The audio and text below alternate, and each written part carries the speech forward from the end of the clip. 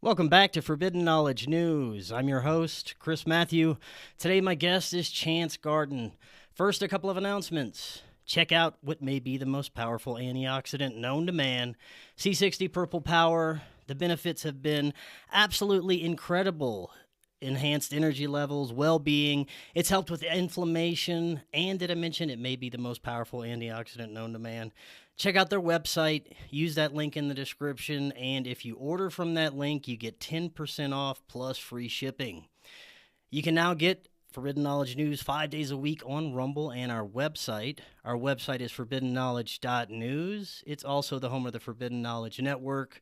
That's where we feature some of your favorite podcasts, Raised by Giants, Understanding Propaganda, Day Zero, and many more. And you can always get every new episode of Forbidden Knowledge News on Rockfin, Rumble, Odyssey, and all podcast platforms. Be sure to sign up on Rockfin because this is where you get our premium content. You also get all the premium content from every creator on Rockfin. Just go to rockfin.com/FKN+, or click that link right in the description.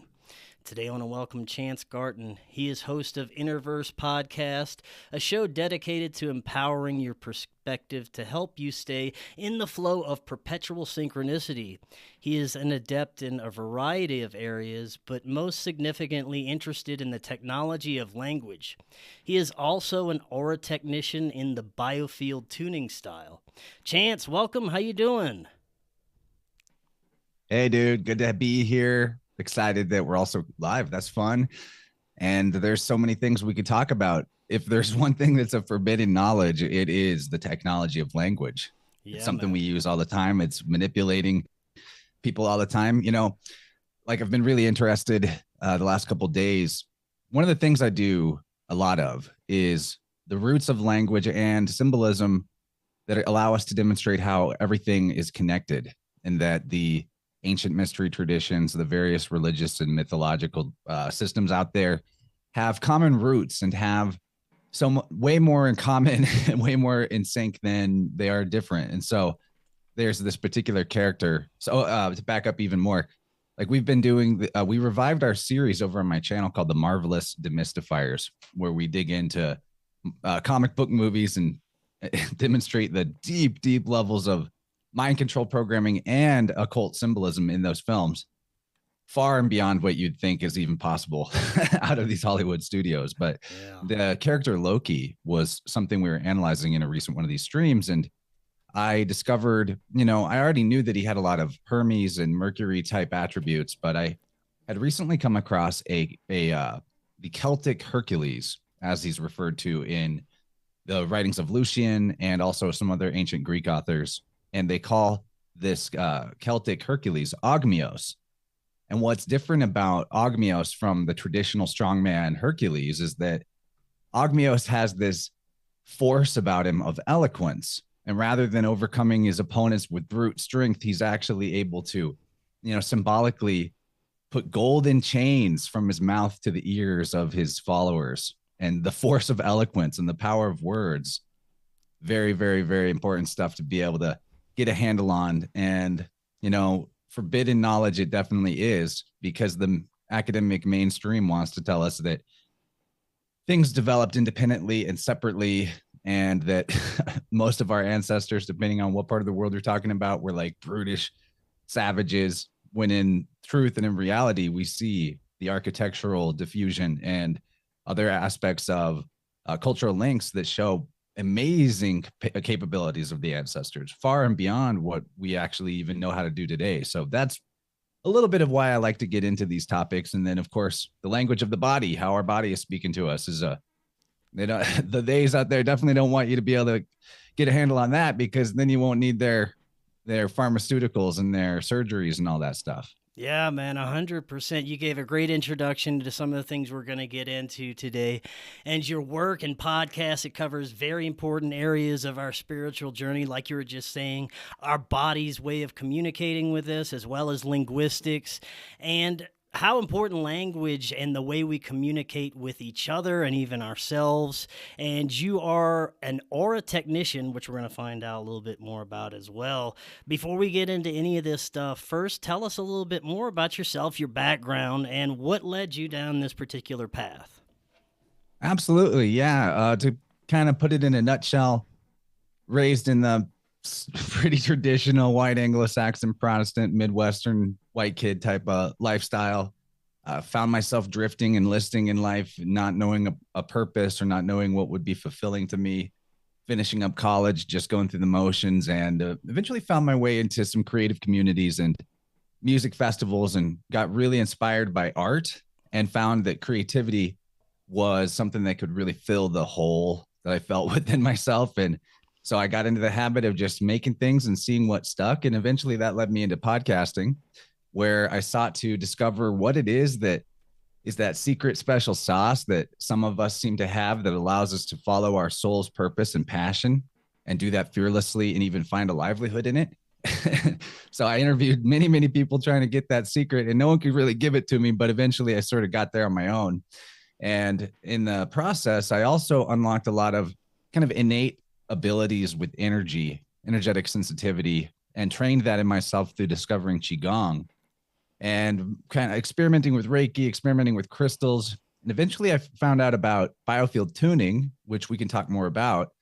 And that's been a huge level up for me, as it pulled together the threads of energy work that I was always fascinated in, but gave me a mechanical way to do it, like a consistent, physically potent method where we can dig into the intelligence of the body, find out what it's trying to tell us, and thus not need to have disease, pain, chronic illness, or any of those things anymore, because we can resolve the underlying limiting beliefs and assumptions about life, or expectations about life, that really hold back that pranic power.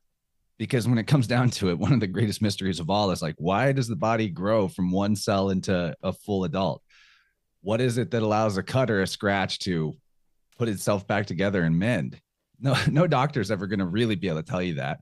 And it has to do with this prana, or life force energy, which is really the ultimate, beyond all dimension, beyond all space and time, the ordering principle of the cosmos. And getting in tune with that, becoming an instrument to communicate with it, and thus express this ordering principle, is one of the most powerful things we can learn in this physical form. And it allows us to also bring that order, that coherence, that harmony to the people around us, by the fact that, everything in our world is sort of an orbit or an extension from our inner self. And each of us are the center, or the totem pole of an entire universe, right? Right on, man. Now, with everything that has happened, all the degradation of our consciousness abilities, our creativity, and the continued attack on some of these important aspects of who and what we are as humans, as it goes on, we continue to become something different than our ancient ancestors used to be, and these creative abilities continue to degrade. And before anyone can really begin to fix any of that stuff, they have to understand some of these more disheartening facts about what has happened to humanity over time, over many, many years, how our consciousness has been degraded and why. What's the best way that you can explain to people? Because this is a multi-layered type of agenda that has been unfolding for many, many years to degrade what we are as humans. What's the best way that you use to describe what's happening to people? Yeah, I really like what you said there in terms of how to learn or to get yourself into spiritual development, there is a necessary component of exploring conspiracy. Yeah, right. One path leads to the other if authentically followed. And some people will hit that wall and be like, I don't want to look into conspiracy. I want to just stay in a foofy, airy fairy new age bubble. And then the other way around can occur as well. I don't want to leave my comfortable bubble of the thems are responsible for everything wrong in my life. And I have no ability to change that. So I can just jettison all hopes of expansion and stay in this little mean finger pointing lifestyle. So we need to merge both of these things. I mean, there is the true element of theys out there that prey on people who have weaknesses, but I think in a fractal understanding of nature and of ourselves, if we truly understand that what limits us in our life is beliefs that are holding back some percentage of our life force energy from being able to flow and be in use, and that those beliefs usually are accompanied by or instigated through trauma, then the same could be said for the human race at large, that what has gone on to diminish the general capacity to know that we innately carry through this divine spark has to do with some sort of mass ancestral trauma. And even in the terms of like the days out there, psychic vampires, manipulators, controllers, when you look at the motivations behind that, I believe it has to do with this feeling of being cut off from the inner light that leads to try to cannibalize that light from external sources. And I think all humanity can be healed. I think we can all lift up out of that. And as true as it is that there are manipulators, scumbags, evildoers in the realm, the beauty of it is once you get that self-empowerment back, once you get whole and connected internally, none of that stuff really has the ability to wipe you out like it could before. But sometimes that requires, especially us in the conspiracy research realm, to let go of the victimization and realize, wow, a lot of what we see in media, especially from like the left side, with this victim status being a type of currency, that we have to look in ourselves and be like, why are we so sensitive to seeing how that plays out in the mass? And how can we cut that out of our own behavior and of our own belief system so that we're victors and not victims? So that's really where I want to come from. Not to blame anybody external, but not to disregard, the challenges that go on with a society that's gotten so bent out of shape as it has expressed itself out of the fractal seed of the individual and into a collective confusion and madness. So something like that. Does that answer the question? Yeah, man. Yeah, right on. That was good. Now, you mentioned the powers of belief or lack of belief, and I've talked to many different researchers, magicians, energy workers that seem to have a consensus that belief plays a huge role in whether or not we can even perceive some of these things, whether or not we will actually tap in to some of these abilities and realms that surround us at all time. If we have it shut off, if we have our beliefs completely shut off to them, we may never have this altered perception or widened perception of what's out there, right? Yeah. Belief is definitely a limiter potentially. And in fact, I see this a lot. There's resistance and hesitancy to let go of. One of my friends actually told me today, I was like, we should do a tuning, man. I was even going to offer a pro bono. And this is not a dig at him or anything, but he's like, I've got a good working relationship with my shadow. I don't know if I want to mess up what we got going on here and integrate some of those demons. And we can even talk about how like demons may be more of an expression of a fractured psyche than some kind of external infernal spirit there to harm.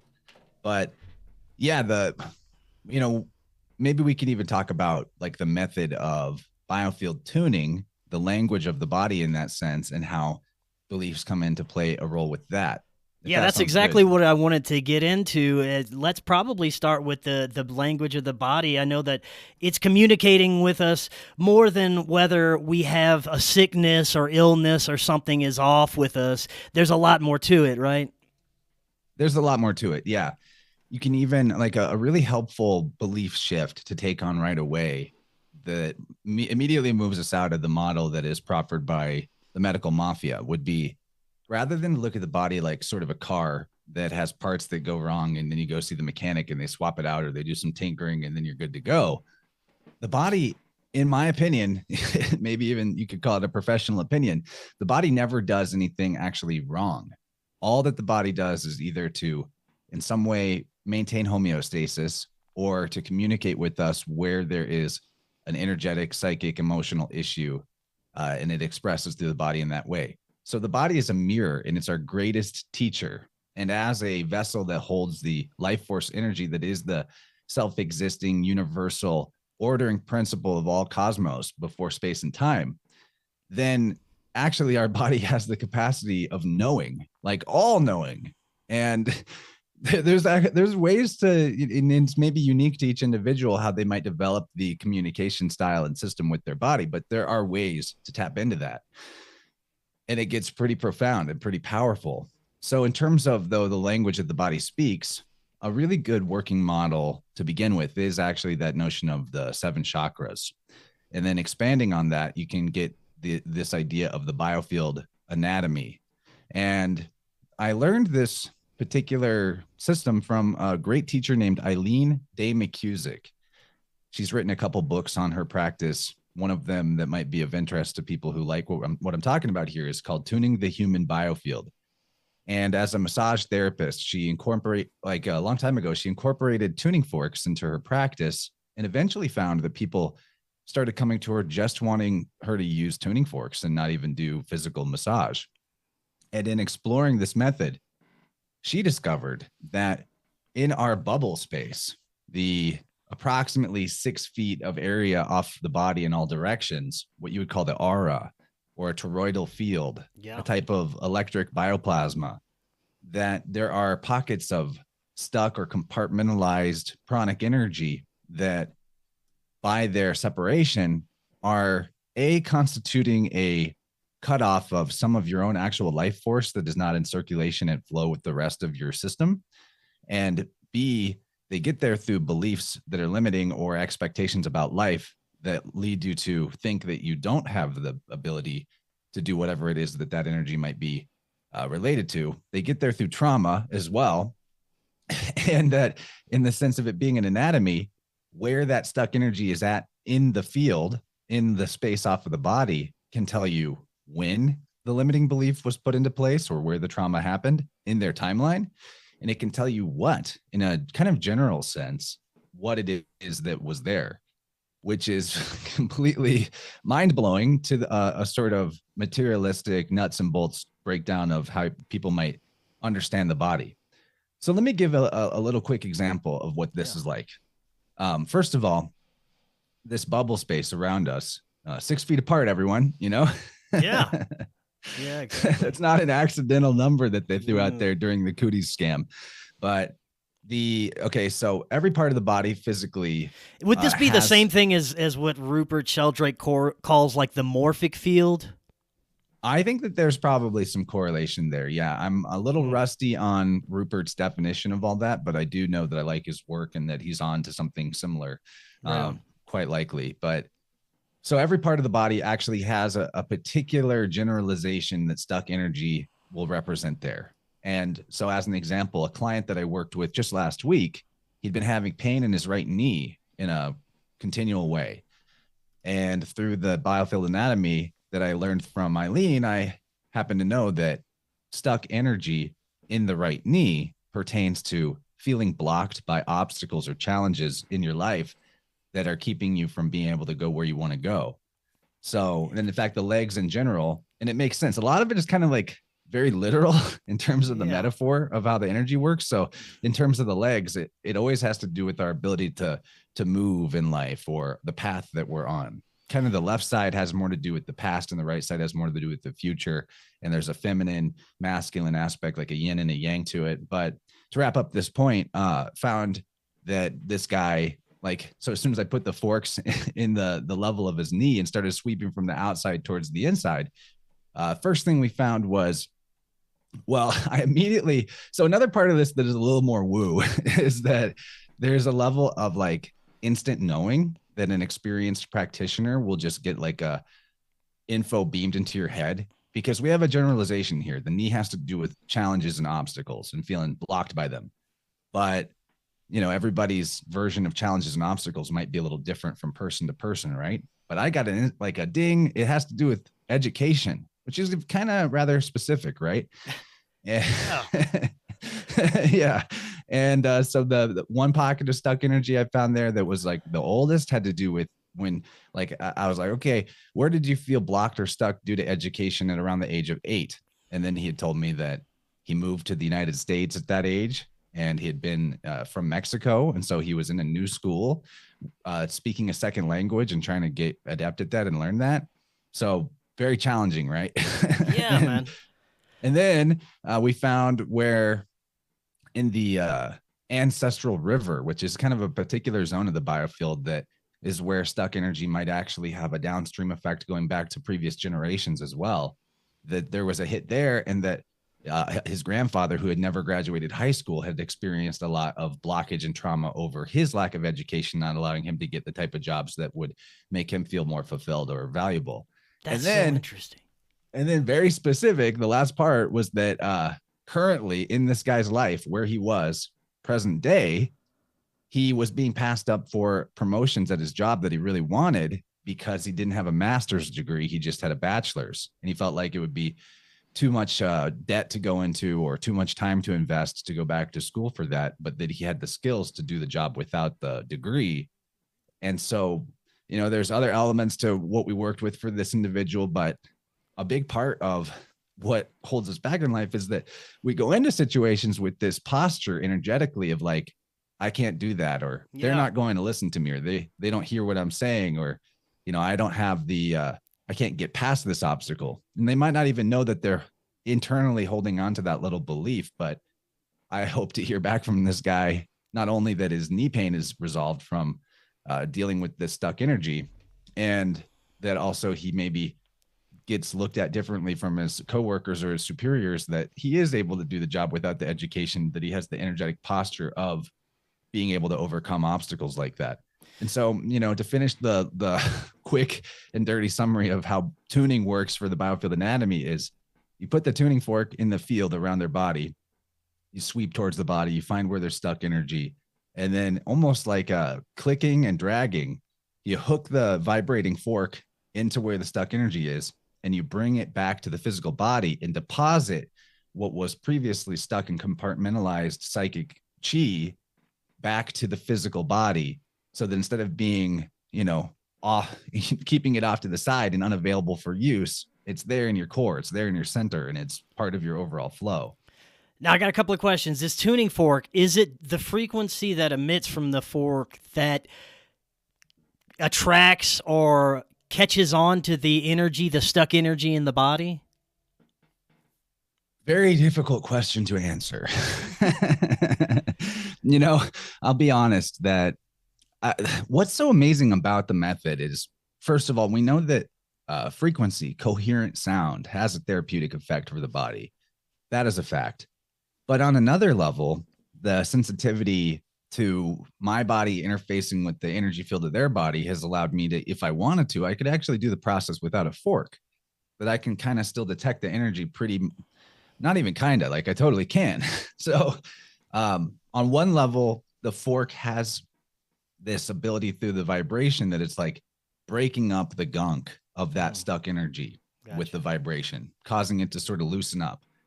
And then as a practitioner gets more and more sensitive, what is even more beneficial than that aspect of sound is that awareness is what allows a person to change the belief around what it is that they didn't know they were unaware of before. And in fact, like I said, going back to the body never really does anything wrong. The body thought it was holding that energy over there because it was supposed to.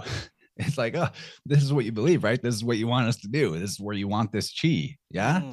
And so in a sense, although I prefer to work with the forks and have those tools because they have other benefits, in a sense, you could do the whole thing if you had the sensitivity and you had the map of the body energy field with like your hands and your voice. Because a lot of times when I find that the stuck thing and I talk to them about it and we reset the belief or the expectation involved there, I don't need to put the fork back in there. I do and I check, but it's already moved. I don't need to like sweep it, so to speak. Yeah. That's so interesting. So what you're working with is considered the spiritual or energetic or astral body. And what could be the source of a lot of ailments that we see in our physical body often starts or manifests in this energy body? I think always. I think there is nothing that just goes wrong accidentally. I think it's always related to this energy body first or emotional. It's your psyche. Like, and why I think that is because, in my opinion, we're dealing with the spirit or the animating force that creates all the matter in the first place, creates all the bodies, creates everything in the realm. Like, and that's why this actually works remotely. And I do 99% of sessions remotely, which is another kind of wild layer to it. Cause like here I am, I'm some dude waving around tuning forks in my living room, states or countries away. But then I'm able to just kind of specifically pinpoint challenges that they're having without them telling me up front. So yeah, if I wouldn't have experienced anything like that myself, I would think it was pretty nutty as well. But I've experienced the remote tuning fork biohealing before from one of my friends that does it as well, and the benefits. Sweet, yeah, man, I can speak for the benefits personally myself. It's absolutely incredible, and it's something that I didn't necessarily really have this profound experience at the time, but did notice extreme differences after, especially in some areas that I was lacking in sleep and energy and things like that. It really had a huge effect on me. So yes, I can speak to the remote aspect of it. It really does work. I'm really happy to hear that. I prefer, it's always better when I'm talking to a host that has some experience with it. And, another cool benefit of the remote, as you had the experience of, is that now, we maybe being interested in this stuff and in the woo, you have an intellectual, some intellectual awareness of the possibility of this stuff. But then after a session like you're talking about, now you've had the experience and thus the knowing that everything is connected, that distance and separation are literally mental concepts more primarily than they are actual reality. So it's super empowering to know that. It brings a little bit of heightened responsibility to the way that you manage your own personal energy, because actually that life force that's animating your vessel is not separate from or any less or more than the totality of all life force energy in creation. In a fractal sense, like, you're the ocean in a drop type of deal. Right. But that's also super empowering. It means that, this body is my interface for reality, and as like giving me the ability to surf the waves of vibration and frequency into exactly the reality that I want to imagine for myself, rather than feeling like the world is happening to me, life is happening to me. I'm happening to life. And that's what I want people to really take away from this, even if they don't explore this particular modality, to know that it's not that the outer world is directing your inner world. That's the victim consciousness. It's subtle, and we've been trained in that, but it's your inner world directing the outer world always. 100%. Yeah, I've experienced this in my own life. Whenever I have a negative outlook, whenever I am constantly worried about something, whenever I am focused on the negative in my life instead of positive things, those negative things tend to manifest, and I tend to get stuck in that energy. But when I'm focused on completely the opposite, and when I'm being creative and going after things I want instead of questioning everything before I do it, it tends to work out so much better, and the synchronicities start to flow, and it's like you're actually, in a way, manifesting some of the things you want in reality, as long as you're paying attention to those synchronicities. And it seems like you also have to have a level of positive energy reinforcing that stuff. Yeah, dude. This is my own personal philosophy, but granted how much of the worldview from scientific materialism is predicated on a bunch of abstract math and algebra, when you really like start to question the correlation in nature to some of that algebra, you realize, this is simulation. This isn't a language overlay. This is not actually what is going on in nature. There's no such thing as -5 of anything in nature. Nature only deals in the positive, right? Mm. There's only what exists. There's no such thing as non-existence. And so there's no negatives in nature. And that gets a little tricky because we use that word synonymously to also refer to like polarity, like in a battery. Mm-hmm. And that's not exactly the same thing as what I'm referring to. But in terms of manifestation, in how things that you fear or you worry about show up in your life more readily, I think that there could be this. Just I'm offering this as a possibility. It could be that in terms of how your energy influences the rest of the fractal, that your body and energy and nature does not deal in negatives. So if you're like, I don't want this, I don't want this, all the nature hears is like this. This is Yeah. what you want.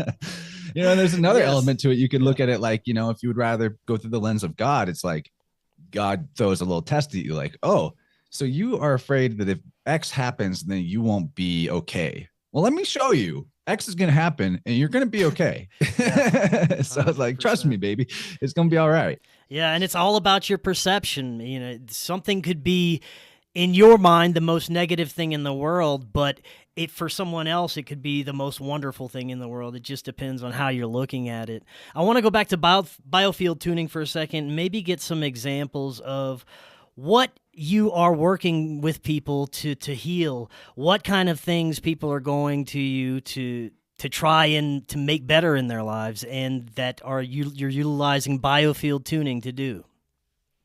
Absolutely. And I don't know what it isn't good for, to be honest. But usually when it comes to examples like that, it's like whatever most recent clients I've worked with are kind of freshest in my mind, So I had a recent client who was dealing with, who had some lumps form in the breast.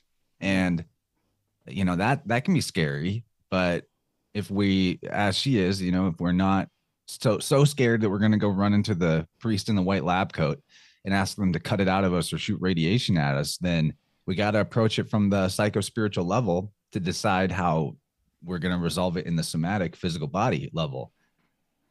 And so with this individual, and actually as is common with, there's so many layers to this, but I'm starting to discover an even larger framework of how specific maladies have even more specific information pertaining to that malady.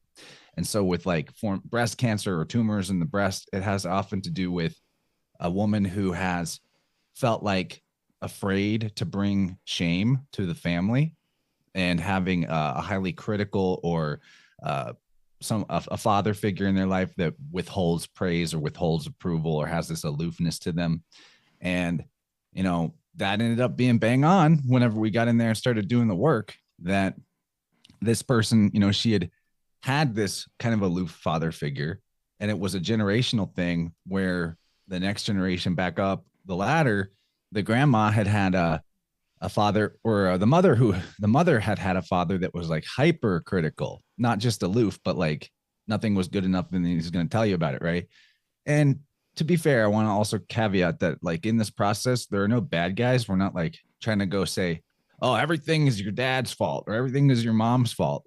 Although, the parents have usually the biggest bearing on how much we feel empowered or some of these patterns in life, because that time in the womb in those first 7 years where we're just an energetic sponge and our field is wide open to receive from the parents can put a big influence on the expectations of what we think is normal in life. And so oftentimes we are going back to that time of infancy, toddler age in the womb. But yeah, we discovered that was a big part of the dynamic, and how because of that, she sort of, especially having grown up in the 80s, was the type who swallowed the feminism line of I don't need no man, I'm going to support myself type of deal.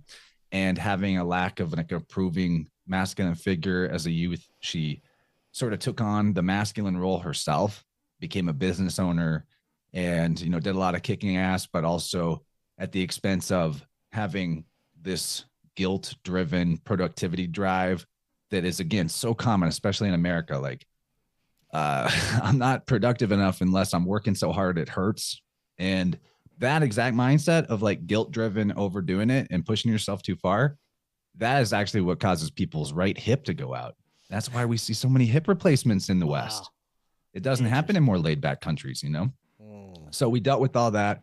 And with like particularly what had emerged as the lumps in the breast for her was having finally shifted to kind of a more yin role in her life, and having a man in her life that was the provider while she was more of the feminine energy component rather than trying to be both herself. And then this guilt of like, yeah, what if they leave me because I'm not doing enough? What if I'm, uh, what this fear around that, and that guilt of being supported that is very common for women actually, because they've been trained in this transactional mentality of life that, they're whoever buys what, I need to repay them with that amount of money, and like everything needs to be fair and we're keeping score. And all of that is so harmful and unnatural because in nature, nothing has a price, dude. So it's just about like bringing 100% and being with someone who's going to bring 100%, and rather than keeping score. But anyway, we dealt with all that and we found how the pattern had influenced the larger life. And hopefully that's a good example of how a very specific thing we came in to work on, we were able to get to the roots, even in an ancestral sense of what brought that on and created the pattern. Right on. Now, earlier you said you help people at times integrate their demons. I want to get into this. I know a lot of people run from their demons or try to suppress them or try some other therapeutic ways to eliminate them from themselves. But integrating your demons, I've heard this a few times and I find this very interesting. How would you describe this and how do you help people with this? Love it, man. Love it. So there's a couple of possibilities with the idea of demons, and keep everybody, in mind of like what I'm offering is my perspective. I'm not trying to invalidate whatever maybe you've experienced in the realm that you call demons or whatever, or your interpretation of it, but offering this possibility, right? That first of all, what the ancients called demons, the word that we get, the Greek word, actually referred to the spirits of the dead, not to some infernal separate consciousness entity like some evil little imp in a fiery underworld wanting to poke you with a trident. Like that's not actually what demon meant. Now we have that with how what you might call pagan cultures were vilified by Christianity later, and then a lot of their philosophies were turned into evil ideas. And ironically, as the Reverend Robert Taylor says in his work, that he got put in the Gaol over in the 1800s, that Christianity and paganism are about as different as six and half a dozen. Yeah. So, I think actually a lot of what people experience as demons maybe have to do with spirits of ancestors that are restless and themselves unhealed, and that is transferred forward in like some genetic memory. I don't even want to say it's physical, like genetic, but that there is like an energetic passing forward because, like a girl is in the womb of their mother before they're actually even born. Those eggs are in there, that when a baby female is conceived in a womb, that she forms the eggs that she's going to have later in life. So like there's like 2 generations back in one womb. You know what I mean? Like, so the vibe of all that can have an influence on a lot to do with the beliefs and expectations somebody carries forward into life that is really hard to pinpoint unless you sort of look for it like that. So I think you would liken even this, what we would understand as spiritual entities known as demons, to just our psychological egregores and thoughts that hold us back, right? Is this what you're saying? 100%. Yeah, 100%. Now that being said, maybe there is some existence to like egregoric thought form entities that live in the psychic realm that have come on with some independence in that disembodied state. I could talk about that too, but so I'm not ruling that out. But I don't think it's a natural thing per se, that they're just there and like waiting to torment us. And in the sense of our own energy in an egregoric form, I do think that like when we're talking about life force in our personal field that is cut off and compartmentalized from the rest of us, well, that energy is our spirit. Energy is our consciousness. You might notice that when your energy gets better, you all of a sudden might remember insights, philosophical understandings about life, about yourself, about the realm that you're like, how did I forget that? I always knew that, but it was because you were at a lull in energy. And so that wisdom, that consciousness was reduced, it was narrowed. So the more of your personal energy you have access to, in automatically and innately, the wider your range of sensitivity to knowing things is. But when we have these cut off separate parts of self that, you know, they're hanging out in your energy field, man. So they're like, in a sense, it is like a demonic attachment. Yeah. But I think it's more empowering to look at that stuff, generally speaking.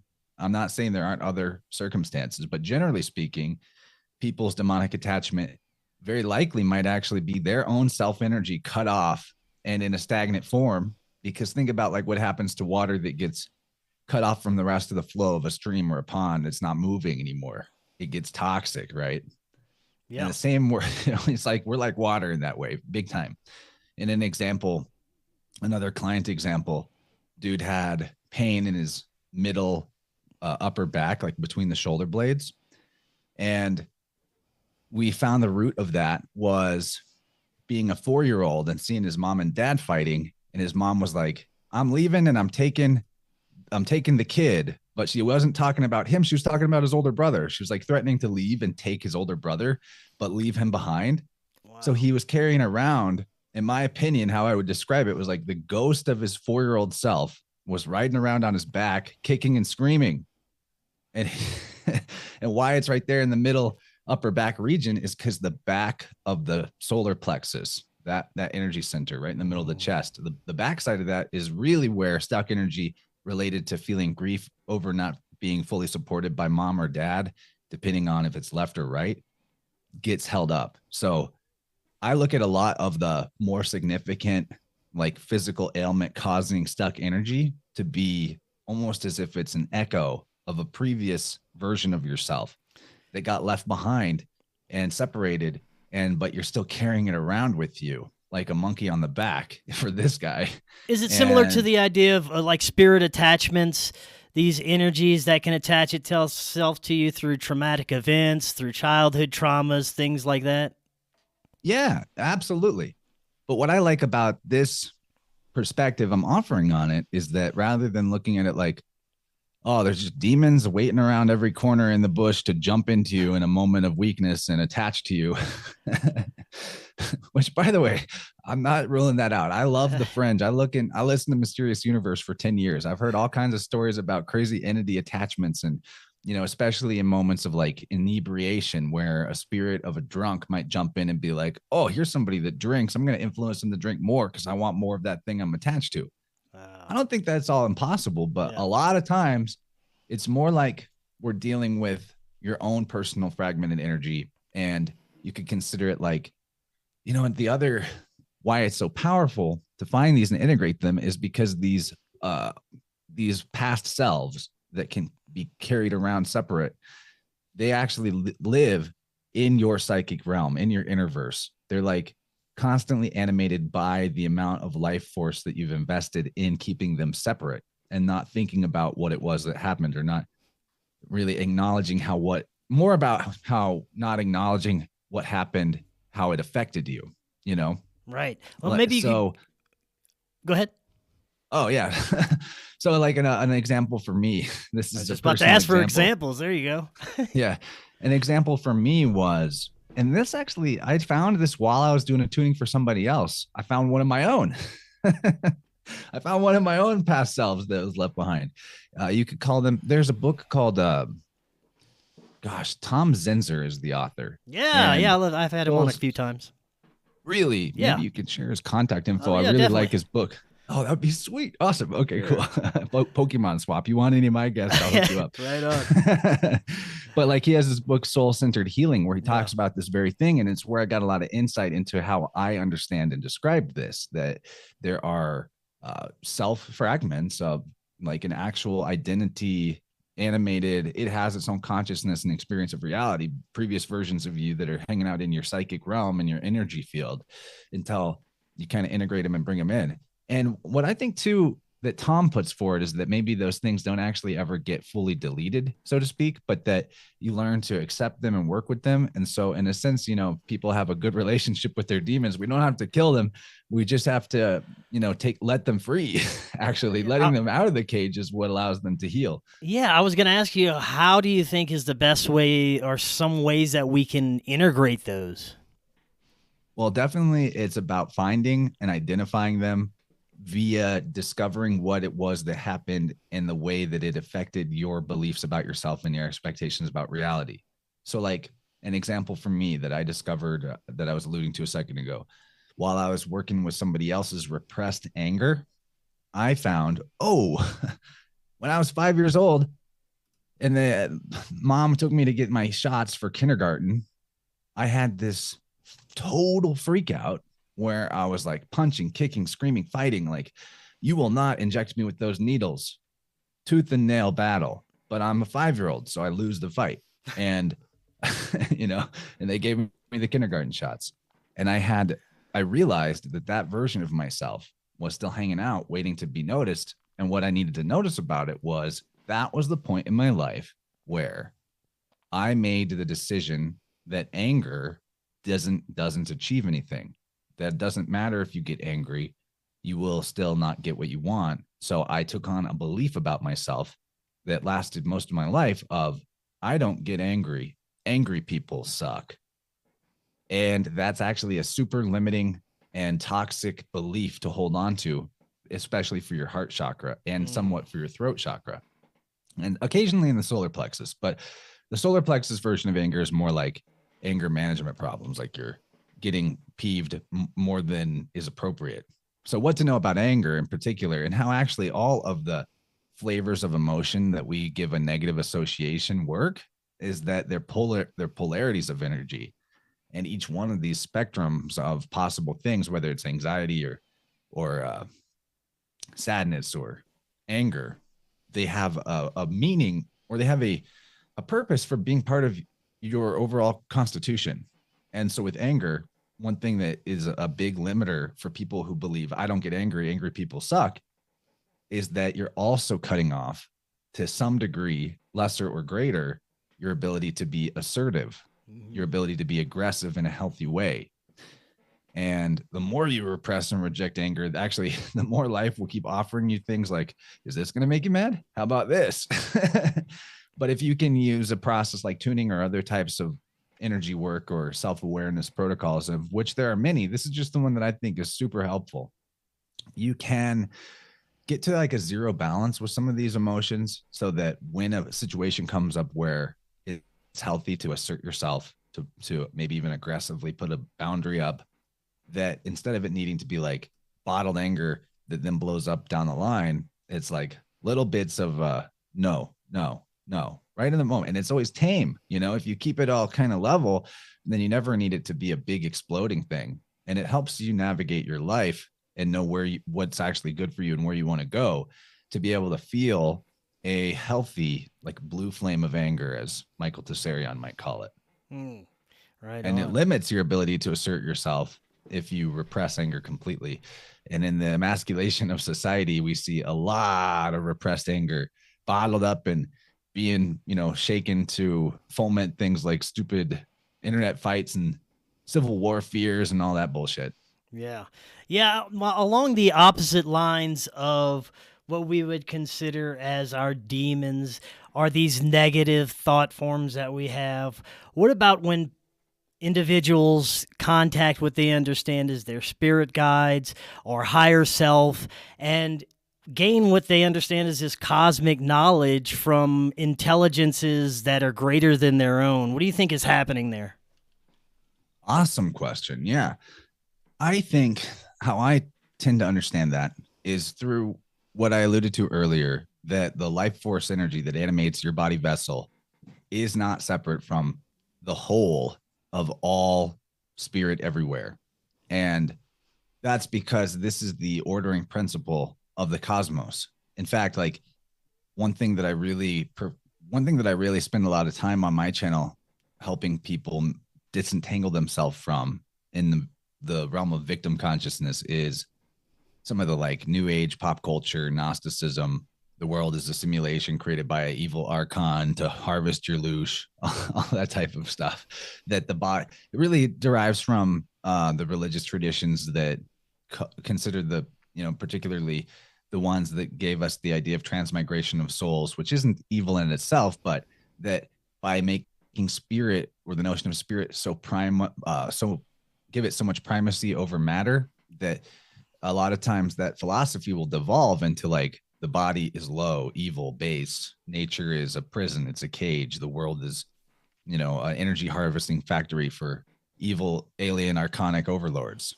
And while I'm not like ruling out that there aren't energy harvesting ops that go on in this realm, I don't personally believe that it's the purpose of this realm, in my opinion. And so my take on matter, on the body, on physicality is that if the spirit that animates all things is what generates the matter through this like imagination principle, mind of God, speak so it is type of deal, then the matter itself, the physical material, is like condensed spirit. And thus, in a sense, where there is form and where there is material, where there is density, there's not a lack of spirit. There's like a lot of spirit. That's where I try to bridge the gap. And I like to tell people that there isn't a spirit world other side over there and a physical world over here where we're cut off from all of that light and love and coherent harmonizing energy, but that we're in the spirit world right now. And we've created an illusory overlay through our belief in fiction that makes us think that there's a separation between spirit and matter. When you look at a tree grows from a seed, but where is the seed once you have a tree? It is the tree. Spirit is what matter grows out of. And in time, the body may perish and that matter may return its energy to other places, but that seed, that spark still exists, and it's the all. So that's our divine spark. And so anyway, in terms of like how to answer your question, I know I did a lot of roundabout there, but that I think when people are able to tap into what they call the Akashic record or higher self or spirit guides and guardians, that they have found a particular way that works for them to interface with the all-knowing nature of that divine spark that their body vessel is emergent out of. And so for me, like I have my own way of doing that. It works best in kind of a yes or no answer type of way, but it's doable. I think energy work practices and sensitivity attunement practices, particularly Qigong, have been a big help for me to get into that ability to communicate with the all-knowing part of self. And it's not like you can, in my opinion, it's not like something you can use maliciously or selfishly, but like I try to always, when I open up the sacred space for a ceremony, call upon the higher force or the supreme being, not in the sense of like an individual being, but like the supreme beingness, being as a principle, which is that life force. And then I ask to be an instrument for the ordering principle so that I can, channel or conduit what it is that needs to be done to be of most service to bring order for the other. And so it helps, I think, with any energy worker that is got some experience will tell you that if you try to pretend like you're the one doing it, you're going to get your battery drained and your ass kicked eventually. You're going to get sick and you're going to have consequences, but really helps to just be more of like a portal for it to flow through, where it's not your juice that is required. It is the all affecting the all. Right on. Well, while we're deep in the realms of the nature of reality, I love getting guests like yourselves' thoughts on this. Do you think that what we're here, that our reality is natural, that this is something that is part of us, that we're supposed to be here as a learning or spiritual experience? Some believe that this isn't natural, that there's some sort of overlay, that we're in some sort of spiritual matrix or archonic overlay, that there are archonic entities that keep us here perpetually reincarnating us. And the other belief is that this is for us. It's for our own spiritual development. And like you said, I like the analogy you made with the seed and the tree, that after this experience that maybe we become something else. And I'm leaning towards that's what your thoughts on this whole thing is. It is our experience. It's something that is natural in a way, right? Yes. Yeah, I am totally down with this reality. It's actually super fun and awesome to exist here. If you get out of your own way, especially with some of these beliefs about it being unnatural or Mm. evil or fake. So that's why I've done so much work on undoing the errors of what is labeled Gnosticism. It's not true Gnosticism to believe that. In fact, like, one thing we could potentially talk about more is how the misunderstanding of the philosophy of the mystery schools is what even led to this belief of a demiurge or a fallen god below God that is the creator of the material.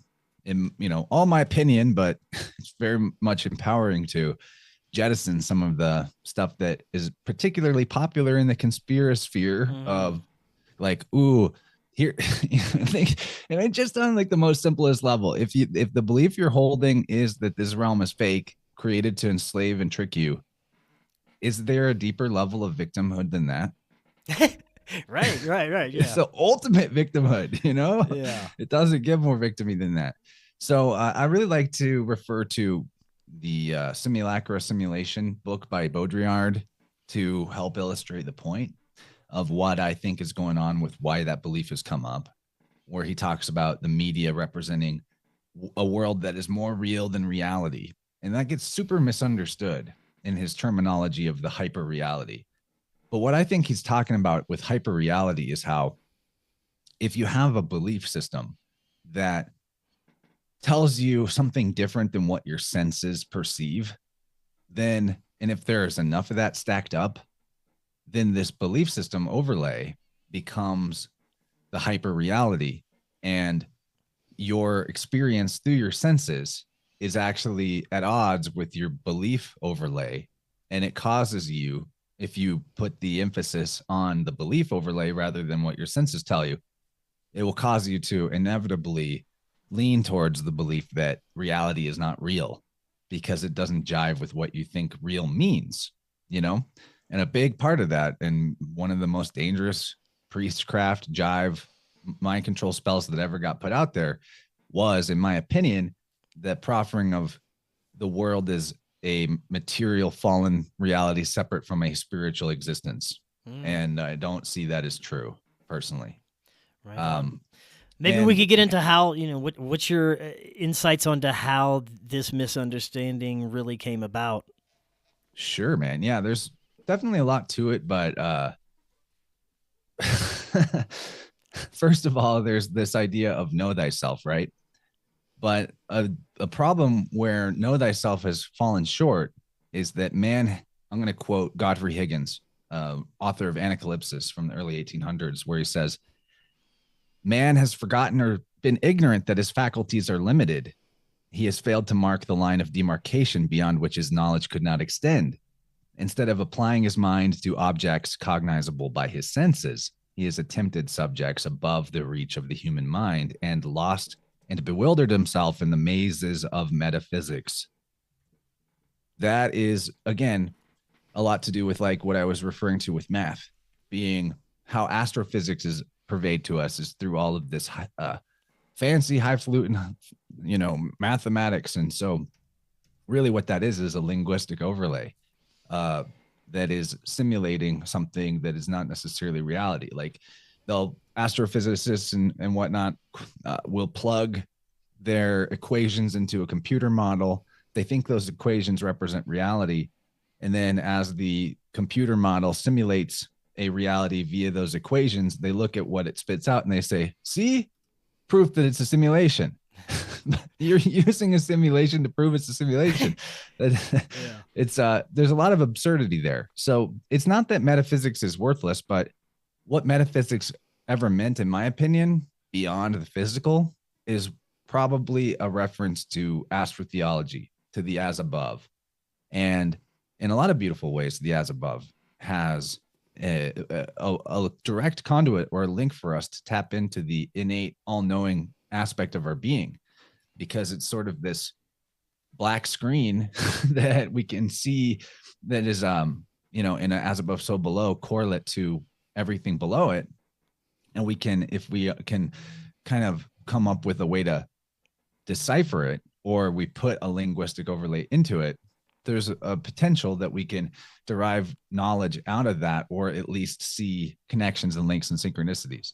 In a similar way, like whenever you get really deep into philology and you study the connections between languages, you're able to gain some wisdom out of how synchronicities occur, where you're studying one thing and then something else comes your way and you realize, oh, that is kind of like this. And it leads you, maybe there's no physical, tangible way that you can actually prove what it is that you now have a hunch about, but you chase the lead, you pull the thread, and it will lead you to something that is actually tangible and gives you a real concrete connection that helps you with whatever it is you're researching.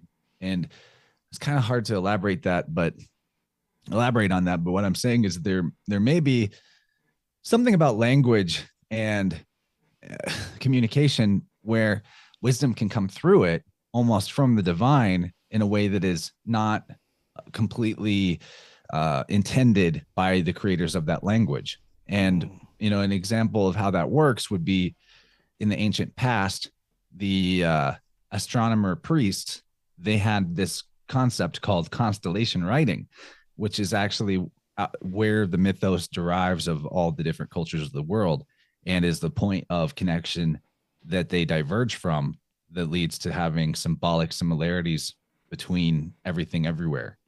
And in particular, the Sumerian priesthood of Babylon had a word for this constellation writing called Lumashi.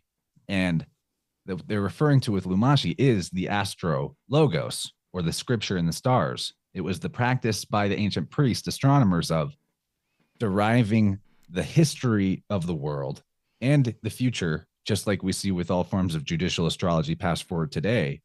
But what they were also doing is deriving the history of the world from the interplay in the constellation names and signs and symbols, the puns, the homonyms, the synonyms, double entendre, and etc. When they would find wordplay or hidden meaning by reading between the lines, they considered that to hold the secrets of the gods, and that only the initiated could comprehend it. And what it meant to be one of these initiated or Illuminati was that you had the secret of letters. In fact, like the savior deities of various cultures are referred to by titles like the Logos, or the Word of God, or God of Eloquence, like Ogmios, who I brought up at the very beginning. And what they symbolized was the secret of letters. And that was not something outside of the priesthood that people really had use of in the ancient world. And because a lot of these priests would know languages or alphabets from more than one culture or more than one civilization, they could kind of start to play between the lines and see how punning and sounds like is like might reveal potential extra layers of meaning. And that's where we actually get the scriptures from. All the ancient scriptures were derived by some astronomer priests looking up at the sky, the constellations, the names of the stars, and pulling out the words that were there in the shape of the way the stars connected, in the multiple layers of meaning. The Sumerians were notorious for this. They had abbreviations for every word in their written language called logograms, where one abbreviation could mean like 20 different words. So with just one little stellar tableau of multiple constellations and images, they were able to derive chapters and chapters of scriptures, and they consider that to be divine revelation. So I put a lot out there, but it doesn't quite get us to talking about the misconception regarding the demiurge, but we can go there too.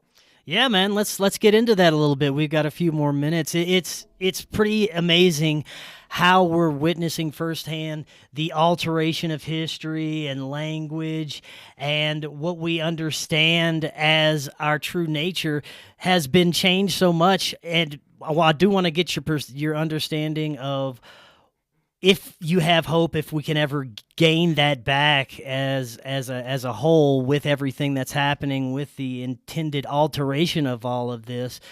But yeah, let's get into a little bit more about your understandings of this Gnostic misunderstanding.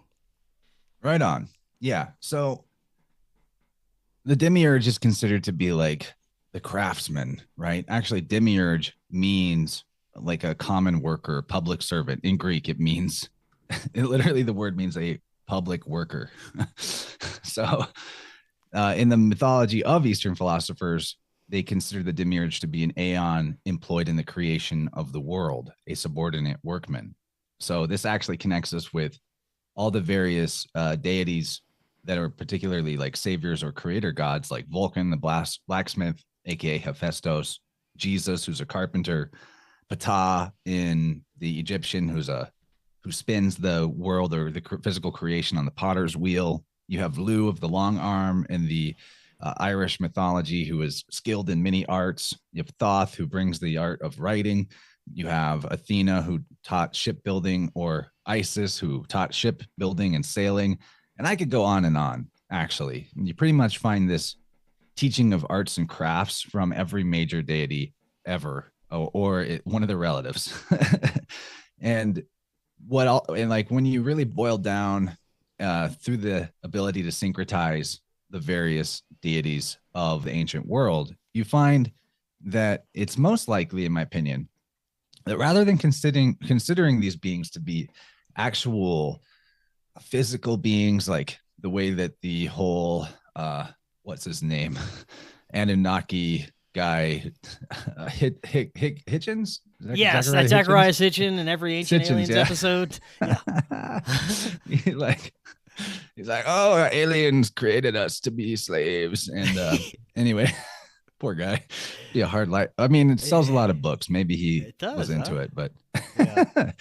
But anyway, I don't think that the ancients in the inner circle of these wisdom traditions ever believed the deities to be maybe literal beings, and more so as aspects of the one being, emanations from the one, the divine. Man, I've got a lot of notes I could pull up to help illustrate the point, but a simple way to understand it is in the Trinity dogma that is extant in so many different versions of religions. You have the three forms, one God, the thrice great, creator, destroyer, redeemer, or savior. The sun, spring, the sun in spring, summer, and winter actually is where we see this in the physical nature. And in fact, a little addition I'll say is that where these esoteric doctrines have value and also syncretize, in my opinion, is in what they can teach us about what exists in nature that we can observe with our senses. And where they go off the rails is where we start believing in stuff and thinking it affects us that we have no basis of experience to know that it exists or not. But anyway, three forms, one God. You got Brahma, Shiva, Vishnu. You have Adam and his three sons, Cain and Abel and Seth. In fact, a lot of times the three sons of a particular deity or father of humanity, like Noah with Shem, Ham, and Japheth, the three sons are actually like three forms of their father. You have the lawgiver Manu in the Hinduism, who had sons Sama, Kama, and Prajapati. You have sometimes you have three muses. In the Gnostic literature from the Nag Hammadi, you have Pistis, who is a version of Sophia, and the three versions of Sophia are Sophia, Eve, and Zoe. Again, in the Gnostic literature, you have the Atom of Light, who emanates Adam, like the man, and Eve, and the serpent or the beast. And then you have the Trinity of the Father, Son, Holy Ghost, of course, with Jehovah. Or you can look at the Trinity of Jehovah, Satan, and Jesus, or Jehovah, Mary, and Jesus. And where the demiurge comes into this equation is that this creator, destroyer, redeemer, the destroyer aspect actually is also the regenerator. And this is why particularly commonly the feminine of whatever religious trinity ends up getting misunderstood and demonized later as well. Because the feminine or the yin or the negative component is the destroyer component, but it's not in a just purely evil sense. The destroyer is there to regenerate. And we see this in nature. that when the destroyer version of the sun shows up, which is winter, and all the vegetation dies off, that destruction is necessary to lay the seeds for regeneration in the springtime. But as these doctrines were confused and literalized, particularly in the Romish church's emergence and the, turn from BC to AD, this destroyer kind of gets spun off and becomes his own like fourth leg of these aspects. And then we see it, becoming Satan. And so I think that that's where the demiurge issue comes from. Like even Sophia in the Gnostic literature, she is the one who births Yaldabaoth. So really this evil god is coming from the feminine. And there's a lot there. So I'll just kind of hold up there. I could just go on and on about this stuff, but I really find it valuable. You know what? Actually, if you're cool with it, let me even further enucleate how the 3-in-1 works, in particular in the Christian mythos, or the Gnostic Christian mythos. So in the Gnostic creation story from the Nag Hammadi, a name that means dark serpent mother, etymologically, you have this. Man, these women are getting a bad rap, huh? They are, man. They're our regenerators, dude. We need that. Yeah, we need, like, even in life, in your own as a male, like, you need the shit test that the woman will bring to you. Like you got to be ready for that. You got to be ready for them to help you break down that which isn't working. That's what negativity, you could just look at it as realism. That's that's why I think that the women have their whole like weekly 4-week cycle per month, where they go through different phases of sort of energy and feeling, is so that they can have at least one of those phases of being what people call negative, but actually they're just bringing some realism in. And then later in a different part of the month, they're more enthusiastic and optimistic. But anyway, we need that. It's good. It's good as part of nature. So anyway, in the Nag Hammadi about Eve, she's said to be the first virgin who was one without a husband, but yet bore her first offspring. She served as her own midwife, and she's quoted as saying, "I am the part of my mother, and I am the mother. It is I who am the wife and the virgin. I am pregnant and I'm the midwife. It is my husband who bore me, and I am his mother. It is he who is my father and Lord." Anyway, yada yada. How could Eve be the mother of her own husband, who is also her son? Actually, in that whole idea of the goddess with her son, who is her lover, is replete throughout many different mythologies as well. Well, let's just get into Jehovah. And etymologically, this will show how like the language can reveal what the doctrine really meant, right? Jehovah is in the Hebrew Yad He Vav He. Those 4 letters in Hebrew transliterate and give us the idea of Jehovah. But contained within Yad He Vav He are many other ways that you could transliterate those 4 letters into English characters. One of the ways, besides YHVH or JHVH, is IEVE, Eve, phonetically. But also, you could make it JOVE, Jove. Either one, it's right there. It's actually possible to take that from Hebrew to English and get both of those words, and as well as a few others. Not to mention, other than Eve meaning life in Hebrew, another connection would be how Bacchus, who is a prototypical Jesus before the Romish religion, was worshipped in, I can't remember if it was in India or in Egypt, but there's definitely records and inscriptions of Bacchus being worshipped as a serpent called Eve. So this is the divine androgyne, the hermaphrodite, the 3-in-1. Yeah. That's what Jehovah always is and always was. It's the 3 elements of the generative power of existence. But in the literalization of a mythical sky father up there, to do that, if that's the character you're going to consider to be God, then you got to separate him from the mother and from the son. And all of this is metaphor and allegory for nature. Not like we need to believe there's really like this mystical Eve that has this completely unnatural ability to be the mother of her own father. I don't think that's useful to us, but it is useful to see how it applies to like the cycle of the seasons. Right on, man. Yeah, this is so interesting. Next time you come on, we got to get deeper into linguistics and how it unifies all kinds of spiritual traditions. Let's end on this. Do you have hope, like I was saying earlier, that possibly as a whole we could do some collective remembering and re-emerge some of our ancient consciousness abilities and remember who we are and what we're doing here and break through all this mind control and programming and the agendas that's trying to run us off of a train track right now? I think so, man. I think that, what we're demonstrating in this conversation is the return of that. I think the work that some of my friends and collaborators do on this stuff demonstrates an expansion of consciousness and improvement of the ability to recognize patterns and innate intelligence coming through that we are all able to connect to if we get healthy and hale. And also, it doesn't even bug me anymore what Babylon does. Babylon be Babylon. Babylon is Rome. It's all the same thing.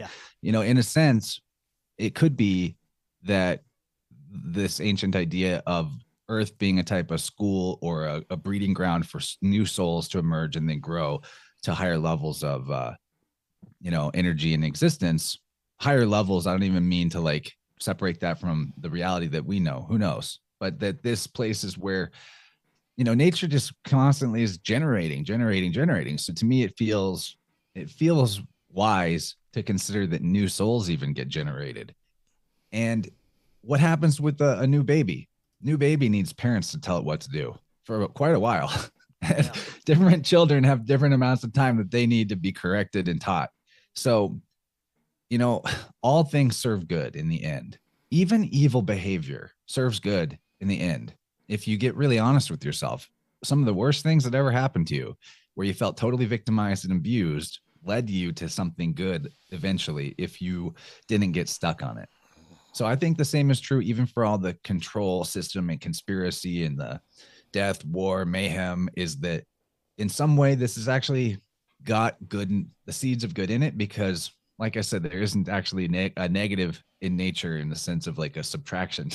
There's only growth, expansion, and generation. So everything is supporting that principle. Everything has its season, and we are totally capable of being on the upswing in our own individual life. That ripples out to everything that we're psychically connected to as individuals, and we can rise together with the people that we cohere to. And, Babylon will do what Babylon does, but I think that type of system might just be part of how this reality works, that some level of when you come into, your new soul, you got to have that harsh correction or that breaking down destructive principle, teach you some lessons, and then you can evolve as a spirit to the point where you take the reins of those forces and you decide what it is that needs to go from your own life. You apply the power of destruction to bring about regeneration rather than having it done to you or for you. So I look at it all like, we're in a fractal sense, the creator, the spirit that manifests all this stuff and that we are holding the spark and the flame of is a loving parent. And even when it sometimes got to bust out the belt, we're going in a good direction eventually, even if maybe you need another go round on the wheel to get to it. But I'm not even like trying to escape from samsara, as they would say. Like, I'd be happy to reincarnate here. I think this place is awesome. There's an infinite amount of experiences that I would love to have. And only one life? Nah, I'll take as many as you can give me. It's great. Excellent, man. I love it. I love the outlook. Chance, this was awesome. We're going to definitely have to do this again soon, like I said. Before you head out, let the audience know where they can find your podcast and utilize some of your services, how they can do so. Yeah, buddy. I just want to say thank you for this conversation, and you're a great host, asked really good questions. I think this is one of the best in just an hour and 20 minutes interviews I've ever got to do, in terms of like giving all the flavors of what I like to talk about. Right on. I love it. Thank you. Awesome flow state. Really fun. If people like what I'm talking about, they want to explore more and get into the devil of the details, then check out innerversepodcast.com. I'm on YouTube. Got a good community there that jumps in during the live streams. I'm on Rockfin as well for premium content. Got a Patreon people can support me through too. I have a vibrant Telegram community. If you just search Interverse Podcast or Interverse Chat or something like that, or go to my website and check out various links there, and you'll find your way to how you can connect with our community of, one thing I like about my audience is they're more researchers than consumers of content. And they're always surprising me with incredible insights and weaving things into what it is that we talk about on the screen. And I'm so grateful to them. You all know who you are, especially if you're listening right now. Thank you. If people want to get into my tuning services, my website will have a link to that as well. But you could also type in the URL interversepodcast.com/sound-healing. On that page, you'll find more resources, more teaching about the subject if you want to get in more in-depth learning, and some group tunings I've done, like in video form, where you can actually feel it for yourself and experience that. And if you want to do a tuning, that page will give you all the info on how to donate and get one set up, get it on the calendar. And I do encourage people to look into that. If you're feeling a bell ring inside, like this makes sense, I want to try this. That's exactly what I felt when I heard about it and explored it. Overall, I'd rather people actually learned how to utilize these techniques and languages of the body and power of sound for themselves and for the people they care about. But I'm also happy to provide the the role of checking you out and making sure you don't have a kick me sign on your back that you didn't know you had. And it's a lot of fun. My tuning booking tends to run about 5 weeks out. So if it's something you want to do sooner than later, please go ahead and get in touch and we'll get you booked so that we can do it, and have a vibing, powerful summer. And again, thank you so much, man. Might have to have you come hang out on my live stream sometime if you're into it. Anytime, man. Just name me a date. I'll make it happen. Beautiful. Cool, man. Appreciate it a lot. Had a huge blast. Yes, man. It was excellent conversation. Look forward to next time. And until next time, everyone, have an excellent evening. We'll talk again tomorrow. We'll see y'all then.